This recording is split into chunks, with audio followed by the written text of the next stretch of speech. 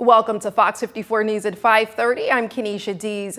A bill going through the state legislature would bring police chases to a halt unless the person being chased is suspected of committing a serious crime. But police say that could have serious effects on public safety. It comes after a flurry of legal trouble in Priceville. You may recall back in September, police officer Gary Chapman chased Archie Hale, suspected of DUI, into Hartselle. He crashed at over 100 miles an hour into a car full of teenagers, killing Tristan Hollis and injuring several others. Fox 54's Caleb Aguayo shows us how that's propelling the proposed legislation.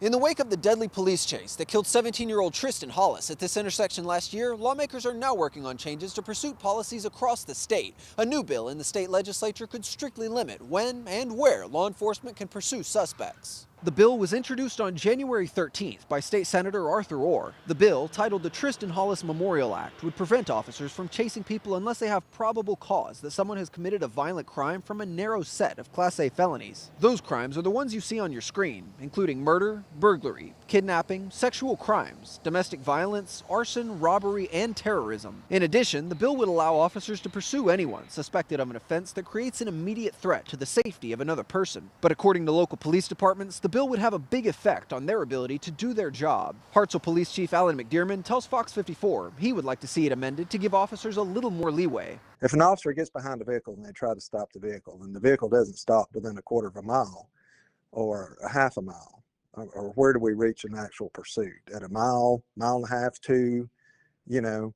So I think it's very restrictive the way it's worded, and I would like to see it changed a little bit. The bill is now in the hands of the Senate Judiciary Committee for any revisions. If the state legislature passes it, it'll go into effect on October 1st. In Hartselle, I'm Caleb Aguayo, Fox 54 News. The goal of the legislation is to keep officers from crossing into other jurisdictions as well as to prevent unnecessary pursuits. You can read more about the bill on fox54.com.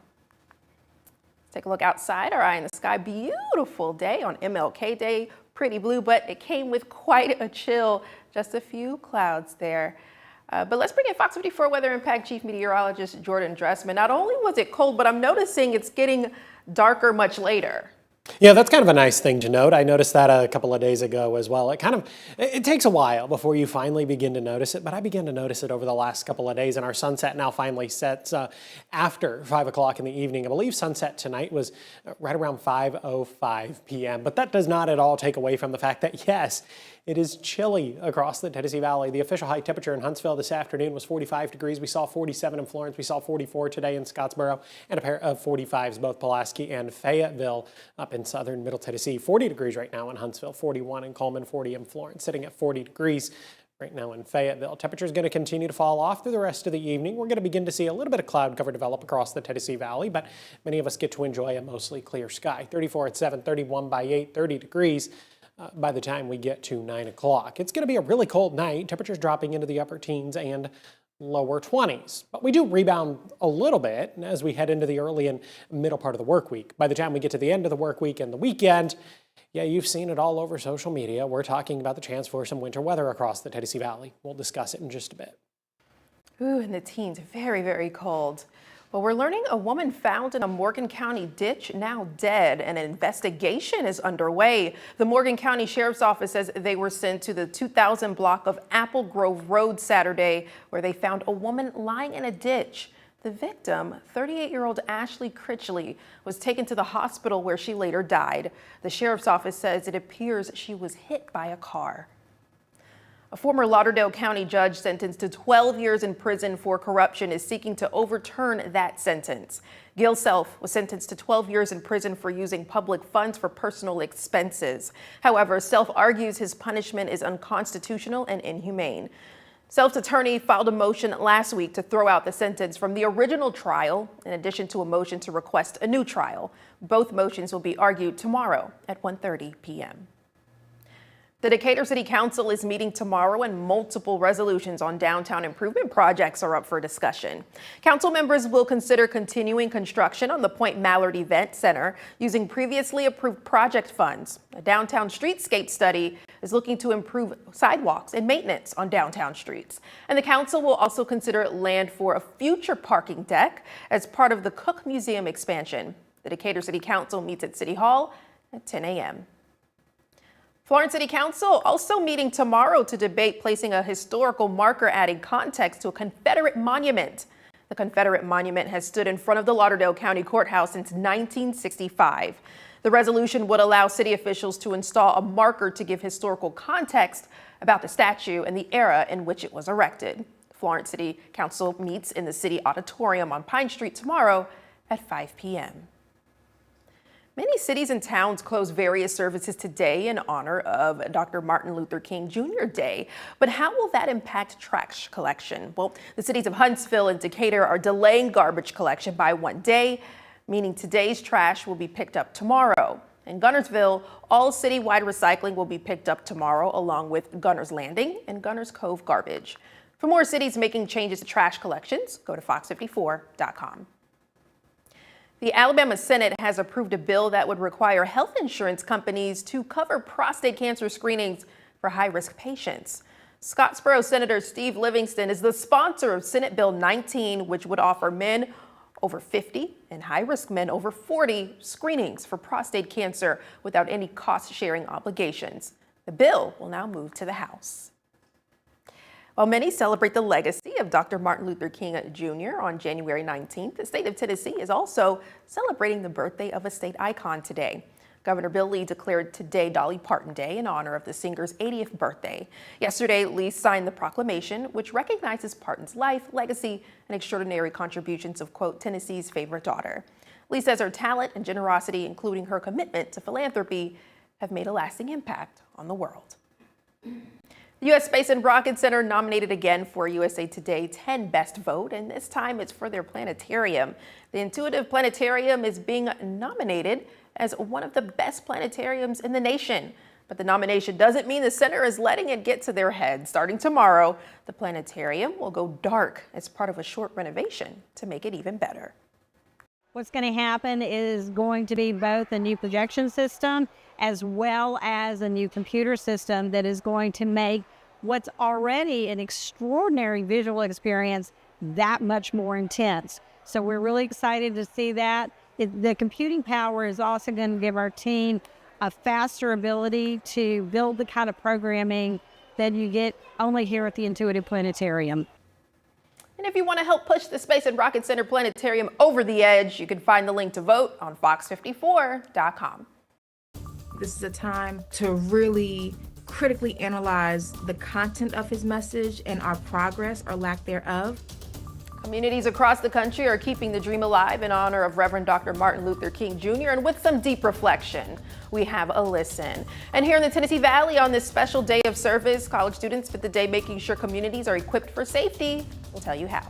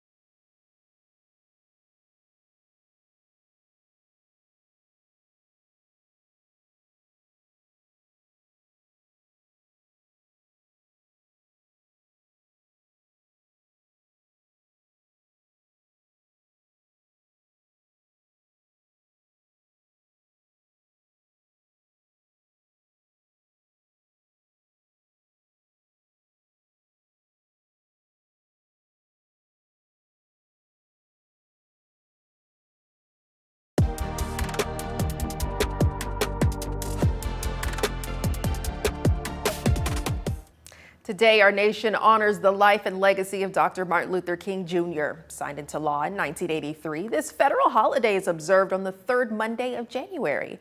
Michael Yoshida tells us how some communities across the country are approaching MLK Day a little differently this year.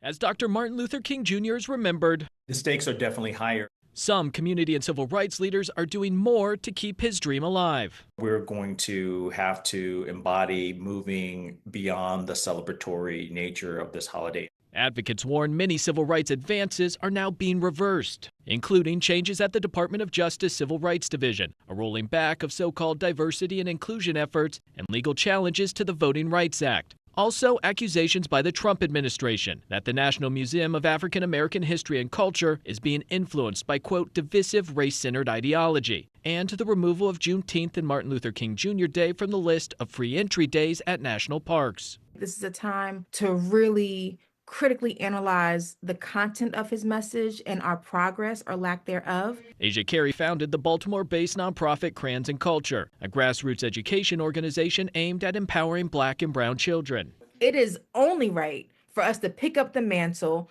and to carry on and to prepare the next generation to do the same. In Boston, where Dr. King and Coretta Scott King first met, nonprofit Embrace Boston has formed a coalition, pushing back on what it sees as attempts to erase Black history and civil rights advancements. And on this MLK Day, encouraging. Moving beyond listening to a speech, posting a quote on our Instagram or social media sites, and actually embodying some of the lessons from those words.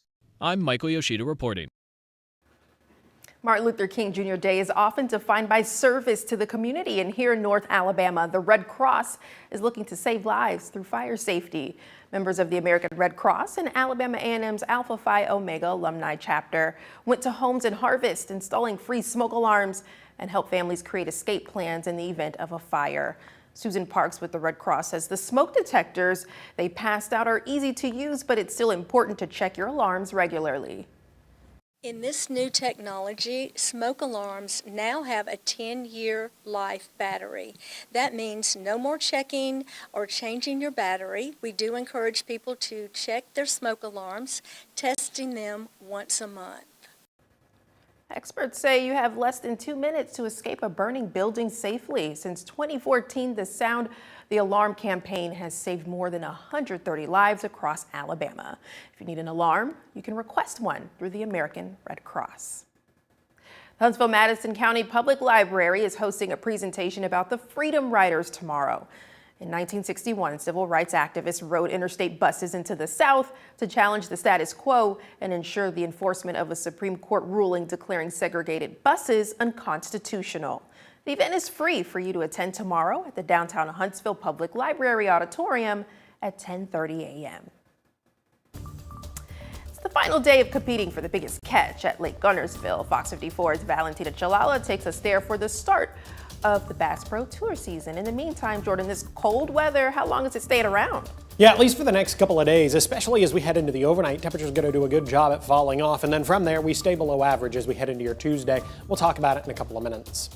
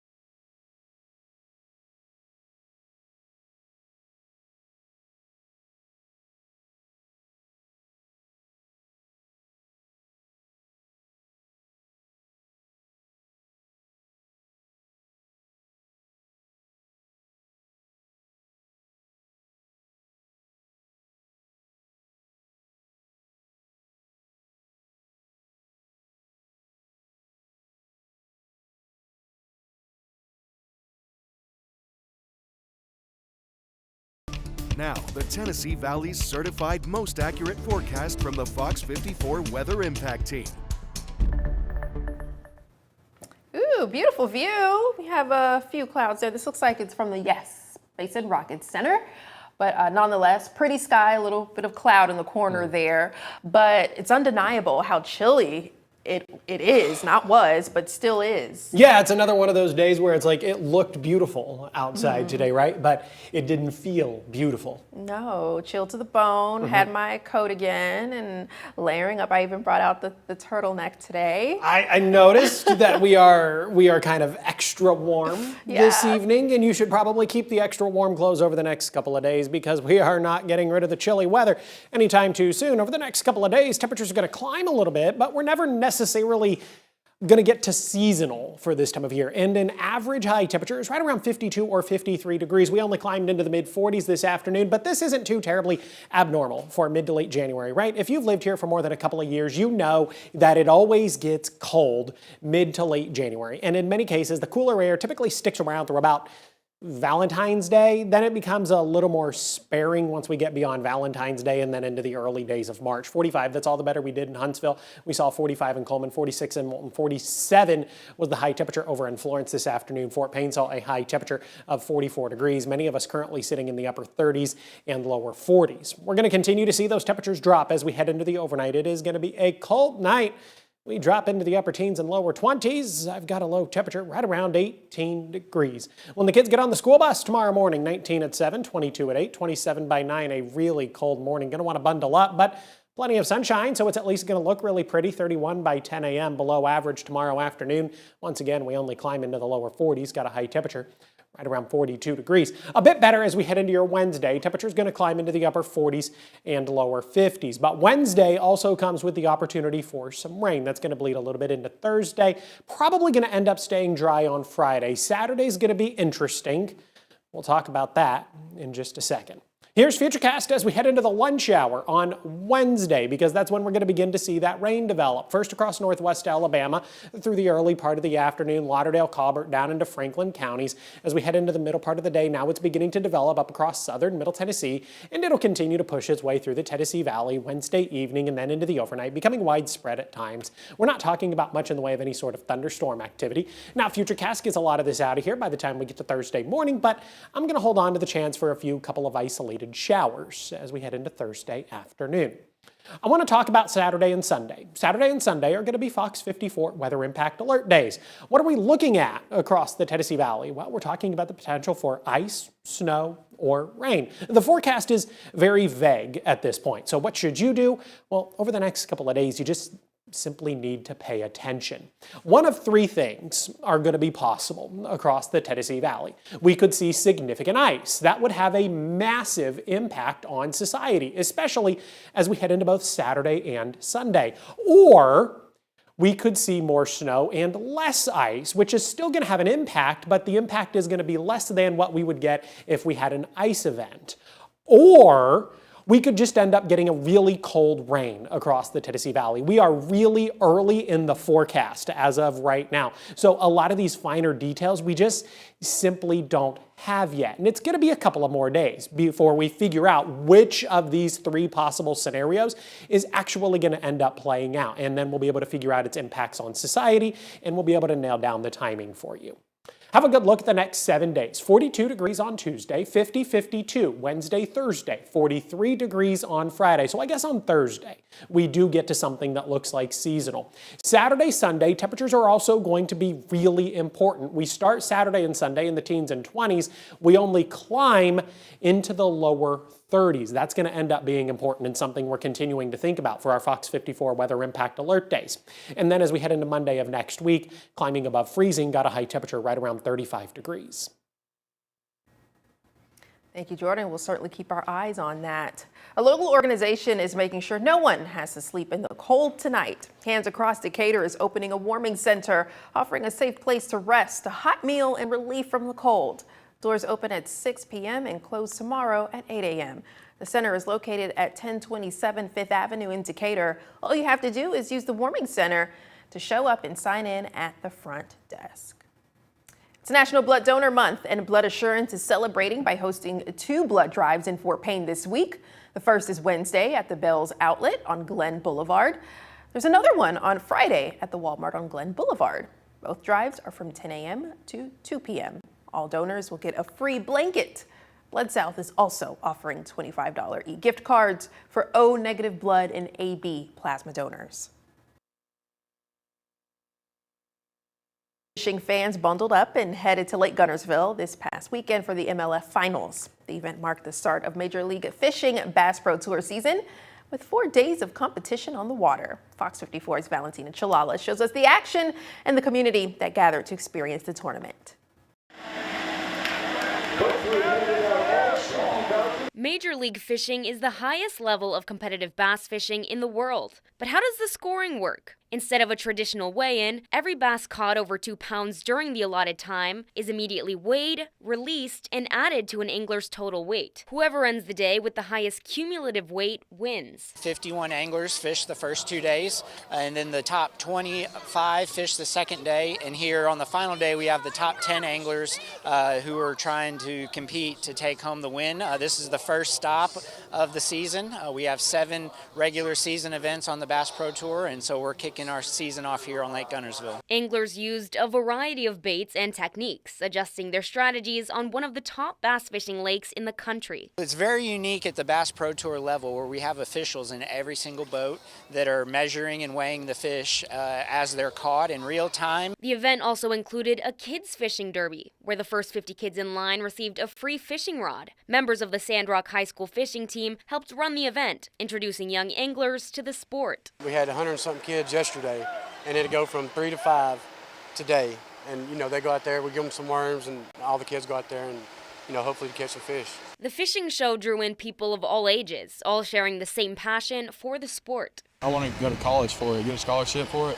It's like something that I love to do. With first place worth $125,000 plus bonuses, anglers were fishing for more than bragging rights, all at the first stop of the 7-event Bass Pro Tour season. There's a lot of preparation that goes into these months of research and getting ready for this tournament, and so they've put in a lot of time. There is certainly an element of luck, but certainly a lot of hard work that goes into being successful. The winner of the MLF Finals on Lake Guntersville is Drew Gill, who caught a total of 28 bass for 82 pounds, 4 ounces. Congratulations to him. This victory marks his 3rd Bass Pro Tour win and 4th overall MLF title, capping off an exciting start to the season. You can watch extended interviews from the Pro Bass Tour on demand right here on Fox 54 Plus. Download on your TV, watch for free. The College Football Playoff National Championship kicks off this evening. We get in one last preview next in sports.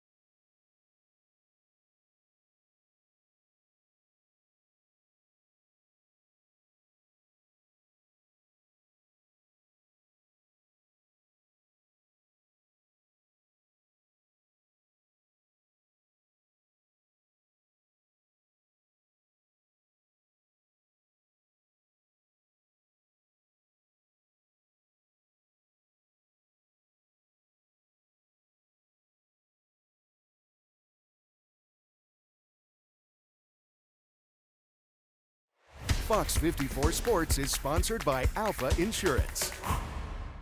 It all comes down to this. Good evening and welcome to sports. After more than 20 weeks of playing and preparing during the 2025-26 college football regular season and postseason, the road ends here as Indiana and Miami go head-to-head for the right to call themselves a national champion. As for IU, we will see if the storybook year has a storybook ending. Just 2 years removed from being considered one of the worst programs in the sport, the Hoosiers have the Heisman Trophy winner and are 1 win away from a perfect season and college football immortality. And for Miami, the U officially back in a national title game for the first time in more than 20 years, one of the sport's greatest programs at the doorstep of a 6th claimed national championship. There aren't really distractions. You either create them or you don't, right? It's people. And so we get out ahead of that, right? That's one of the stronger, I would say, points of emphasis as you begin the week. You know, distractions and things and people have never been a part of the journey. You can't let them become a part of it now. We preach it, we teach it, and then we go and we get away from everybody, just like we did a couple of weeks ago, the last couple of weeks when we went on the road. This week is no different than any other week. We have to be on point. We have to stack meetings, practices, and go in totally prepared. But then you got to put it on the field, you know, against a great opponent.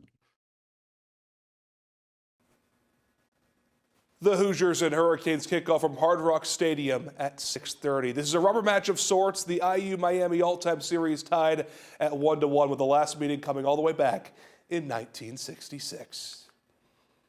And that will do it for sports this evening. Enjoy the game. Let's send it back to the desk.